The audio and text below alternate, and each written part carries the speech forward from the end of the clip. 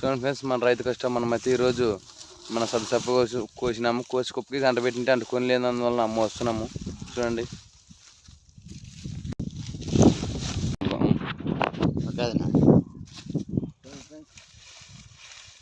రైతు కష్టం అంటే ఇలా ఉంటుంది. చూడండి ఫ్రెండ్స్, బూడిద కూడా లెక్క చేయకుండా పనిచేసేవాడు మన రైతు బిడ్డ.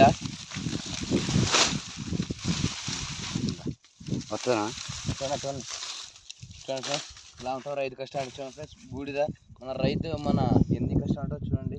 అది మన ఒక వ్యాపారస్తు అయితే చిన్న దుమ్ము అంటే నాకు గీత ఇలా అంటాడు. మనమైతే చూడండి ఇలా దుమ్ము అయినా ఎలా కష్టపడుతుంది చూడండి మన రైతు బిడ్డ.